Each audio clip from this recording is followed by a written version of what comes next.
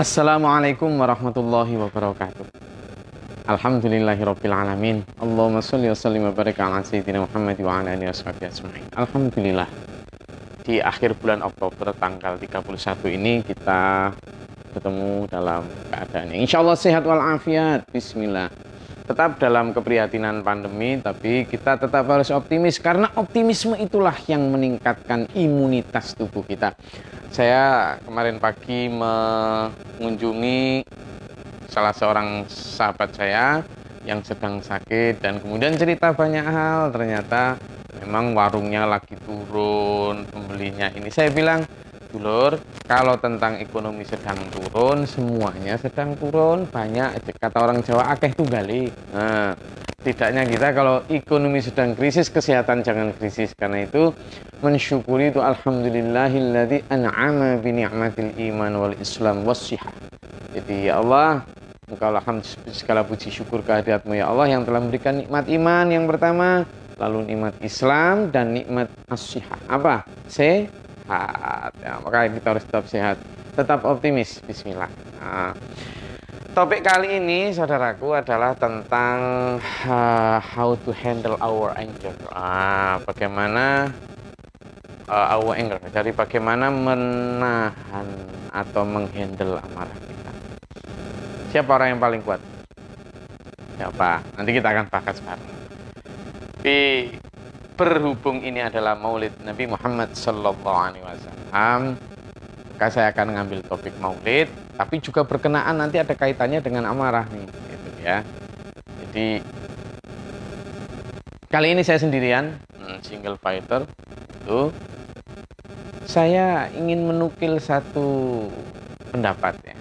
Kebetulan kita lagi demam Habib Nurmagomedov. Habib Nurmagomedov, seorang juara dunia dari MMA atau UFC yang barusan retire atau barusan menyatakan pensiun. Tapi bukan pertarungannya yang saya ingin bahas karena masih ada debatable atau ikhtilaf tentang boleh tidaknya olahraga itu. Tapi saya ingin membahas tentang pendapat dia. Dia mengatakan begini. Orang-orang tentang bagaimana citra Islam. Dia mengatakan bahwa orang Islam tidak membaca Quran, tapi orang Islam membaca diri kita atau Muslim. Artinya perilaku umat Muslim. Maka perbaikilah perilakumu untuk mencitrakan Islam. Itu benar sekali. Dan saya ingin mengembangkan, mengelaborasi pendapat itu dengan mengatakan bahwa di masa atau di tengah peringatan Maulid ini, kita ingin mengatakan bagaimana orang non-Muslim tidak tahu bagaimana Rasulullah, perilaku Rasulullah, bagaimana tabiat Rasulullah, bagaimana akhlak Rasulullah. Tapi mereka melihat dan membaca akhlak kita. Karena itu kalau kita ingin membela Rasulullah, maka citrakan akhlak Rasulullah dalam perilaku kehidupan kita. Itu yang terpenting. Jadi, kenapa ini saya perlu angkat? Dan nanti ada kaitannya dengan amarah. Dulu seperti kita tahu, kali ini umat Islam di dunia sedang marah. Sedang marah. Marah kenapa? Karena marah karena Nabi kita Muhammad SAW dihina, dilecehkan, dengan dibikin karikatur atau kartun yang menunjukkan wallahu alam seperti apa. Terlepas dari ada kontroversi, ada yang mengatakan siapa yang bilang itu Rasulullah? Rasulullah nggak pernah digambar. Kenapa kita menganggap bahwa itu Rasulullah meskipun mereka mengatakan Rasulullah, gitu kan?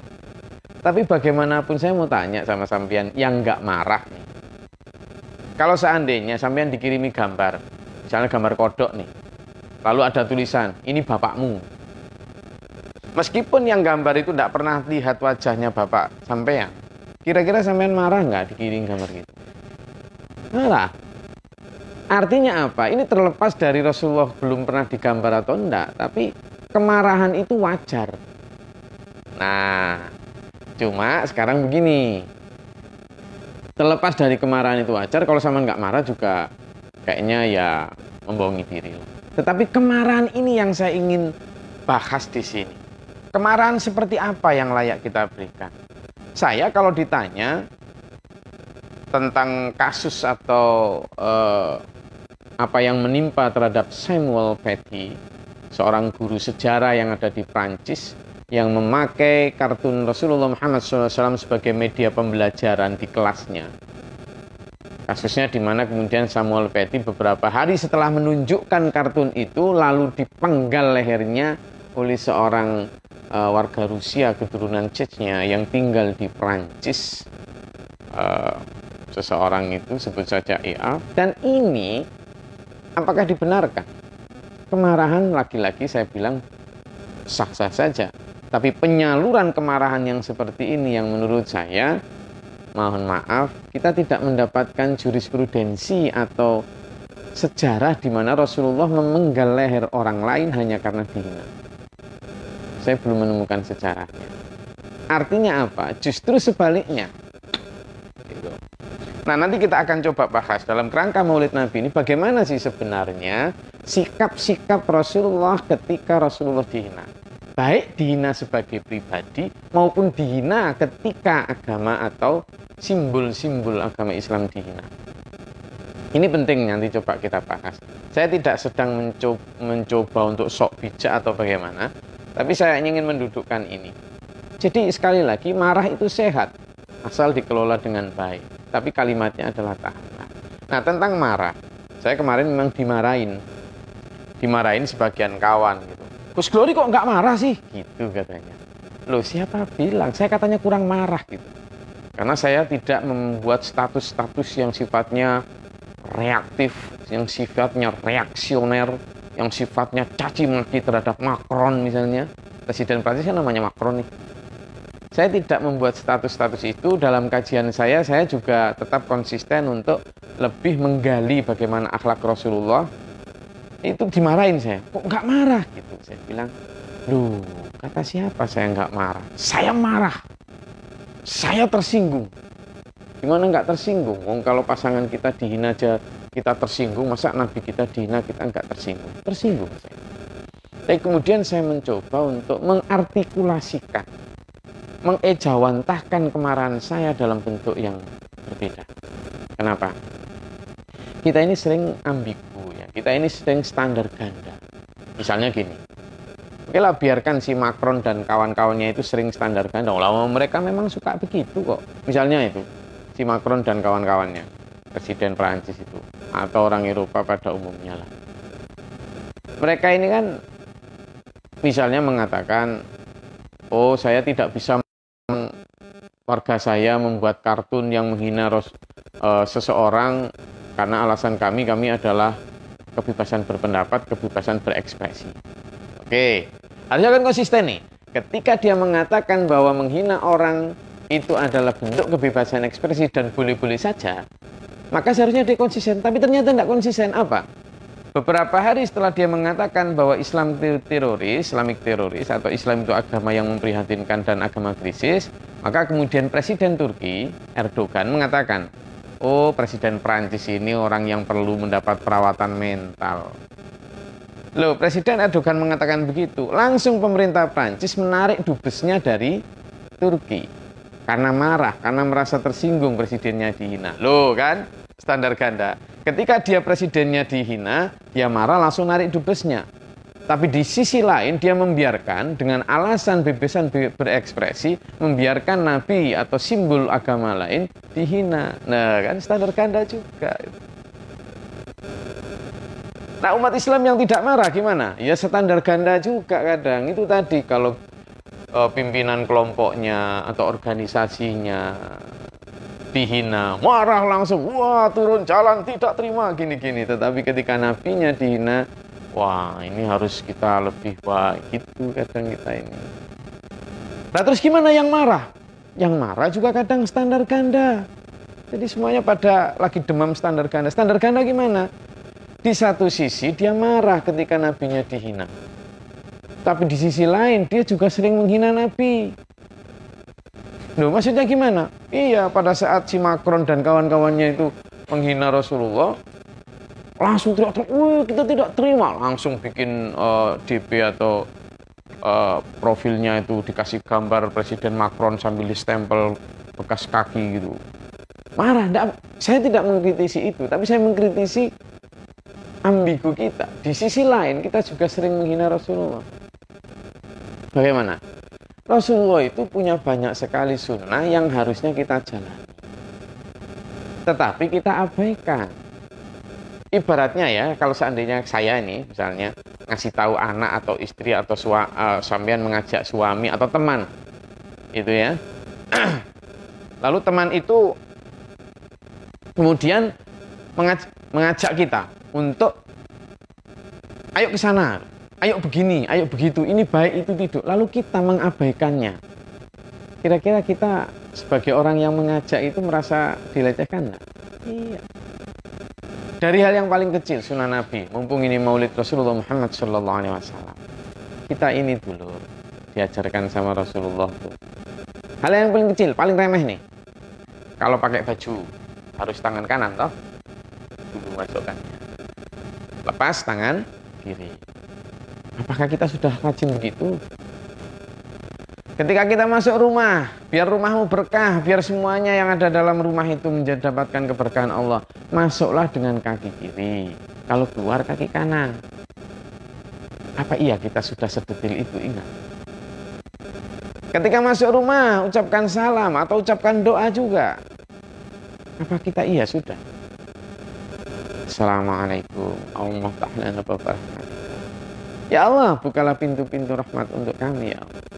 Sudah belum? Kadang kita masuk aja, sehingga hal-hal yang terjadi panas dalam rumah tangga bisa jadi dipicu oleh karena kita tidak mengikuti sunnah Nabi, karena kita tidak atau kita mengabaikan Rasulullah. Makan, Rasulullah jelas hadisnya sahih, kalau kita makan itu pakai tangan kanan. Tapi betapa banyak dari kita yang masih sering kebiasaan tangan kiri, bahkan sambil berdiri. Padahal jelas itu hadisnya, jangan makan sambil berdiri. Tapi coba kalau kita diundang pada saat standing party gitu, karena kita gengsi itu nggak mau duduk. Nah, hal-hal kecil dulu. Ketika kita tidur, sunahnya gimana? Miring ke kanan. Ketika kita meludah, sunahnya gimana? Ke arah ke kiri. Hal-hal kecil itu loh kita masih sering dalam tanda kutip menghina dan melecehkan anjuran Rasulullah Muhammad SAW. Lebih dalam lagi, di masa pandemi sebenarnya ini banyak orang-orang di sekitar kita yang bisnisnya lagi down. Wah, luar biasa. Saya barusan sebelum siaran tadi itu loh, saya didatangi seseorang yang mengatakan, Gus, saya mau pulang kampung saja, di sini sudah hancur ke bisnis. Nggak bisa kan, memang Bali sangat mengandalkan pariwisata. Sementara pariwisata sedang memang benar-benar closing down, maka mereka kemudian juga, nah orang-orang semacam ini banyak. Gimana kalau akhlak Rasulullah? Kita yang sedang berlebihan atau kita yang sedang berkecukupan, wajib hukumnya untuk membantu mereka yang kekurangan. Tapi kan kita kadang bermain aman, khawatir kalau kita kurang, gimana nanti, akhirnya kita nggak bantu sesama. Padahal jelas akhlak Rasulullah itu jelas, kita diajarkan untuk apa? La yu'minu ahadukum hatta yuhibba li akhi ma yuhibbu li nafsi. Belum disebut beriman seorang sehingga dia mencintai diri lain atau saudaranya seperti apa yang dia cintai untuk dirinya sendiri. Jadi kalau kita merasakan dulu-dulu lihat kita pada saat krisis, kata Nabi, dan banyak lagi akhlak-akhlak Rasulullah. Misalnya pernah suatu saat itu Rasulullah sholat nih, sudah baris-baris, sudah apa? Sudah, biasanya Rasulullah kan kalau sholat jamaah itu sholat gitu, kadang Rasulullah setelah qomat sudah berdiri semua, itu Rasulullah kadang nggak langsung takbir, tapi kadang inspeksi barisan tuh, inspeksi jamaah, inspeksi kelurusan shaf, kerapatan barisan dan lain sebagainya, keliling gitu. Nah suatu saat pada saat jamaah, lalu Rasulullah setelah qomat langsung Rasulullah bersabda gini, ingin sekali pada saat seperti ini aku nyuruh orang untuk gantikan aku ngimami. Lalu aku keluar, lalu aku suruh orang untuk mengumpulkan kayu bakar, dan ku datangi rumah-rumah orang muslim yang tidak sholat jamaah itu, yang bukan karena alasan sakit atau uzur lain. Aku datangi mereka, aku bakar rumah mereka. Loh, Bukannya Rasulullah akan membakar rumah begitu, bukan. Tetapi itu adalah ekspresi dari betapa pentingnya jamaah dan betapa tidak bolehnya orang meninggalkan jamaah di mata Rasulullah. Tapi coba lihat kita. Sering kadang hal-hal kecil remeh aja kita nggak jamaah sholat loh. Memilih untuk sholat sendiri. Padahal sebenarnya substansi dan esensi dari jamaah itu tidak hanya sekedar sholat bareng, tapi di situ membentuk satu bonding, satu ikatan yang kuat. Bagaimana membentuk silaturahmi, bagaimana membentuk kesamaan visi, bagaimana membentuk satu komando, satu tekad, satu tujuan, membentuk persaudaraan yang kuat. Nah, ini sering kita abaikan. Artinya secara tidak langsung semuanya kita juga sedang melecehkan anjuran Rasulullah Muhammad SAW. Dulur, akan lebih baik kalau kita itu kemudian melakukan refleksi-refleksi semacam ini ketika kita hendak memarahi.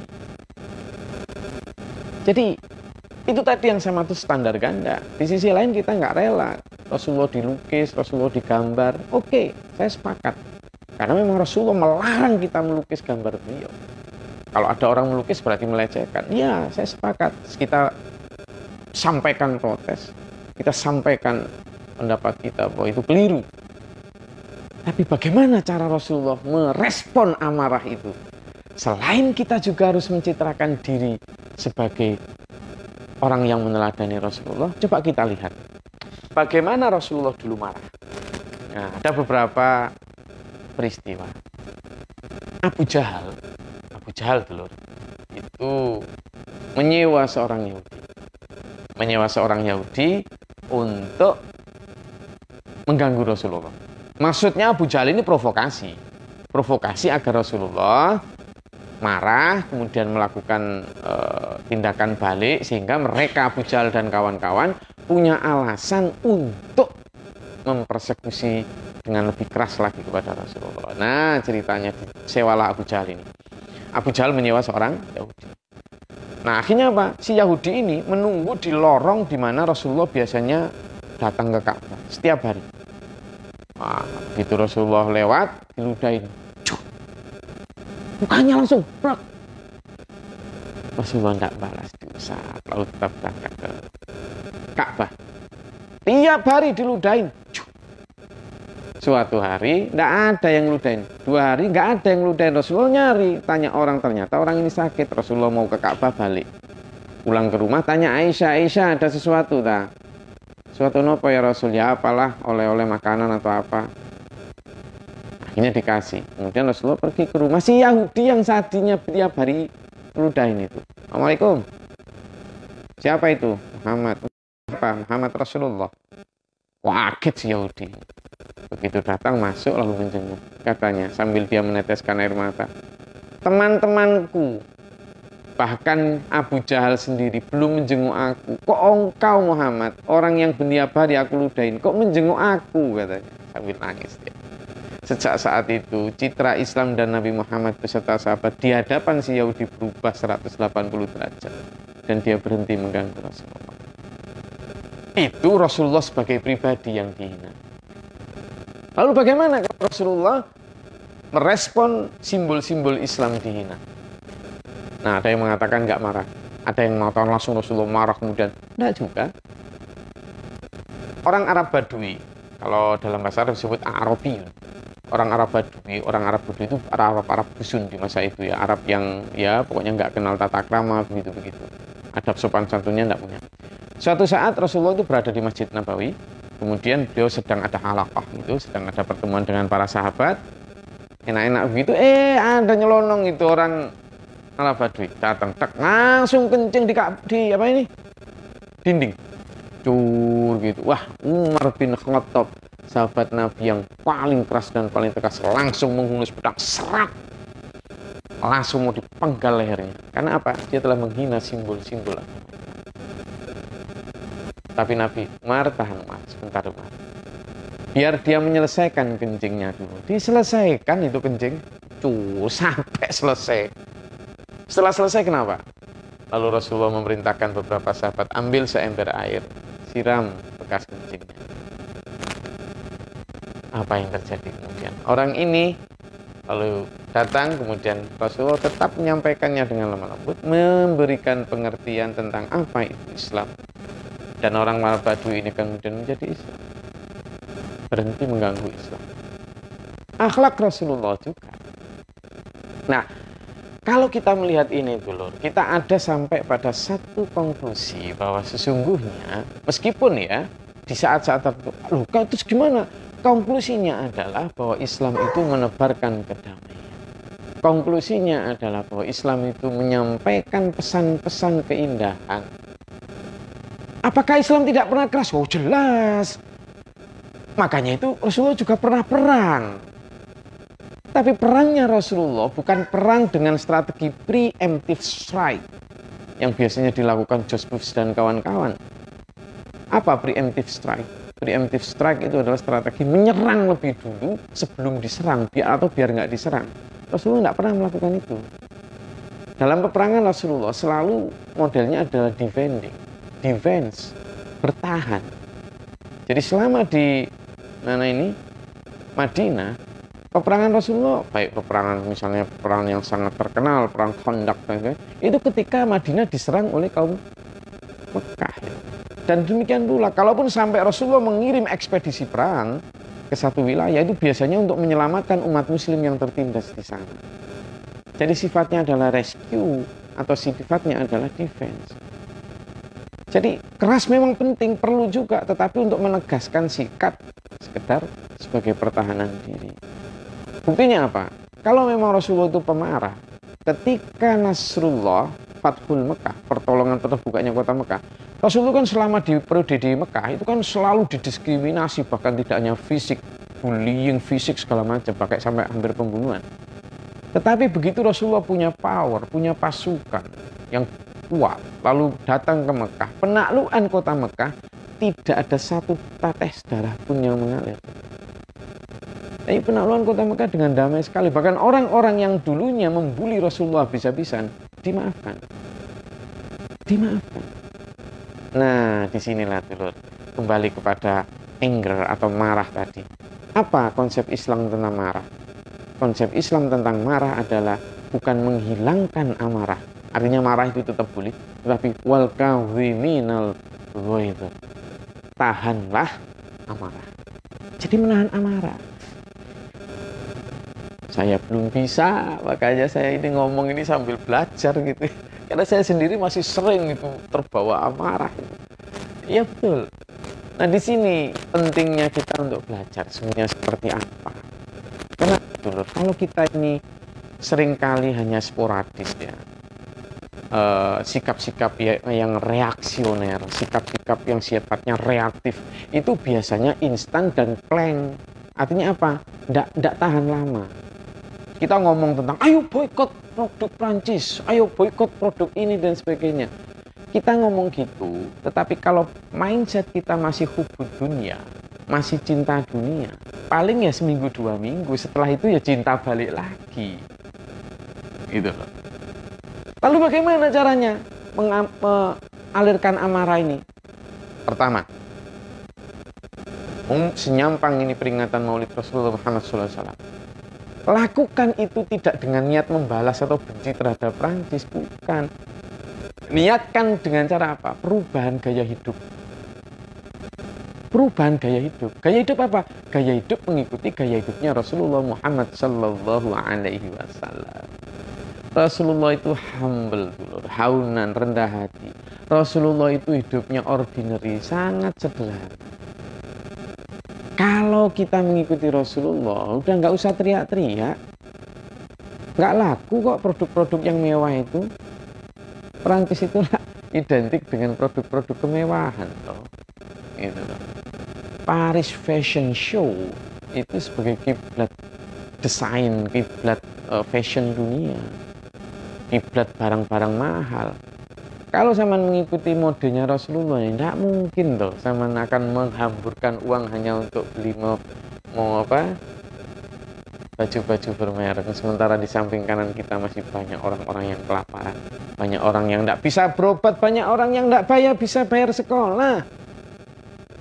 Maka niatkan itu bukan untuk menyerang Prancis, bukan untuk menyerang itu, tapi niatkan untuk benar-benar mengikuti Rasulullah.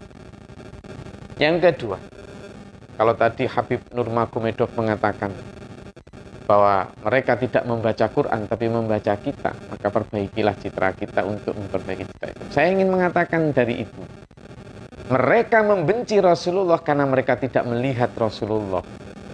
Maka bagaimana membela Rasulullah? Citrakan, cerminkan akhlak Rasulullah di dalam perilaku kita. Ya, buktikan sebaliknya. Ya, pembuktian terbalik ini. Pembuktian terbalik apa? Buktikan bahwa mereka salah membenci Rasulullah. Buktikan bahwa Rasulullah layak dicinta dengan menunjukkan akhlak Rasulullah pada pribadi kita. Ya kayak tadi. Lur, saya punya teman asli orang Prancis. Namanya Michael dan ceritanya itu unik. Jadi saya itu datang dari Lombok naik kapal nih. Nah di kapal itu hampir 5 jam tuh dari Lombok Pelabuhan Lembar ke Padang Bay. Nah di situ ketemu sama turis dari Prancis 2 orang. Turis ini ngobrol-ngobrol sama saya, kemudian ya banyak hal. Begitu turun ternyata dia hampir saja kena tipu. Ada beberapa ya oknum lah yang ingin memalak dia untuk nyewa mobil. Akhirnya dia jalan tuh, gak jadi nyewa. Terus saya kan bawa mobil. Nah saya keluar, terus saya tawari dia untuk naik mobil. Nggak mau karena curiga, kan malam jam 2. Saya desak, nggak apa-apa, saya tolong. Akhirnya lama dia masih tetap dengan curiga naik kendaraan saya antar. Tapi ternyata perjalanannya jauh, naik ke arah naik langsung naik hampir 1 jam. Nah, begitu nyampe hotel dia yang dia inginkan, karena sudah sangat larut, dia mengeluarkan uang mau diberikan ke saya. Dia bilang nggak usah lah. Loh nggak bisa, nggak mungkin. Mau ada orang ingin kok nggak mau dikasih. Malah curiga dia. Enggak, saya benar-benar nolong kok. Memang hati saya ingin benar-benar saat itu ya lagi pengen nolong aja gitu. Nggak ada niatan lain-lain. Kaget dia, nggak ada orang kayak gini, nggak ada. Mau segini lama kok, nggak apa-apa. Akhirnya dia minta nomor telepon saya, terus saya berangkat menuju lanjut ke Denpasar. Nah 2 hari kemudian ternyata dia datang ke Denpasar. Kemudian dia ngobrol, lalu dia lihat Yayasan SPMA di Denpasar yang merawat anak yatim, piatu, dia beasiswa kepada ratusan anak dan lain sebagainya. Kita punya kegiatan kebencanaan, tanggap bencana, sosial macam-macam. Nah dia alhamdulillah atas kuasa Allah terketuk hatinya. Kemudian dia pulang. Nah, pulang di Prancis, kita masih keep kontak. Setelah keep kontak beberapa bulan, ternyata hampir setahun kemudian, hampir kurang dari setahun, dia bilang, Glory, I convert to Islam. Dan dia masuk Islam. Saya tidak pernah ketika memberikan bantuan itu untuk mengajak dia masuk Islam, tidak ada. Ternyata dia mengatakan bahwa dia kagum dengan akhlak itu yang ditunjukkan. Kok bisa gitu? Ternyata Islam seperti itu. Saya tidak pada saat itu ingin mendakwai agama, enggak, tapi tunjukkan saja akhlak Islam dan serahkan kepada Allah. Jadi kalau kita ingin mencitrakan apa yang dicitrakan oleh Rasulullah, membela Rasulullah, cukup dengan amalkan. Yang ketiga dulu, jika mereka membenci Rasulullah, maka cintai Rasulullah lebih lagi dengan menginternalisasikan seluruh akhlak Rasulullah dalam perilaku kehidupan kita sehari-hari.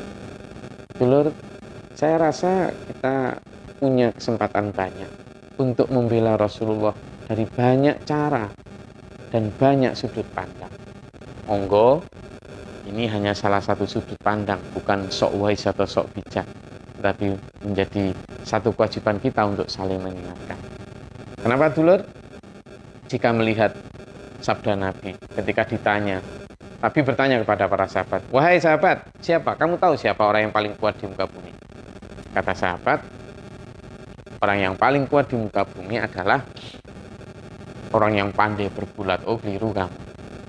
Orang yang paling kuat di muka bumi, kata Nabi, adalah alladzi yamliku nafsahu indal ghadab. Orang yang mampu menahan dirinya ketika dia dalam keadaan marah. Oh, kalau sudah bicara dalam keadaan marah, maka kita bicaranya adalah pengendalian amarah itu ternyata sangat penting. Pengendalian amarah itu ternyata menjadi satu syarat di mana kata Nabi itu adalah orang yang paling kuat di muka bumi. Nah, kalau sudah begitu, kita menjadi ada semacam apa? Semacam kewajiban kita untuk mengajak kembali. Siapa sebenarnya kesatria terbaik di muka bumi? Kesatria terbaik di muka bumi adalah, kalau guru saya Abi Mukhtar ngajarin saya, siapa kesatria terbaik atau terkuat, kesatria sejati? Saya ingin bacakan kalimat beliau. Kesatria sejati yang hebat adalah ketika didolimi, ketika dihina, ketika direndahkan martabatnya oleh musuh, membalas dengan senyuman dan ya, diam dalam arti bukan diam sama sekali, tapi membuktikan sebaliknya. Bukan berarti kalah, justru itulah kemenangan di hadapan Allah. Saat musuh kondisi lemah, kondisi tidak berdaya, kondisi tidak memiliki apapun, kesatria sejati membalasnya dengan menolong penuh belas kasih. Itulah kesatria sejati. Itulah Rasulullah Muhammad SAW. Saya dulur belum bisa meniru. Kalau abi saya sudah memberikan beberapa teladan lewat beberapa peristiwa di mana beliau memaafkan orang-orang yang menyakiti beliau. Tapi saya belum bisa, apalagi meniru Rasulullah yang begitu agung perilakunya. Dulur, tetap belajar bersama. Salam Maulid Nabi Muhammad SAW. Semoga kita mendapatkan syafaat beliau nanti di hari kiamat. Terima kasih. Bila taufiq wal hidayah. Wassalamualaikum warahmatullahi wabarakatuh.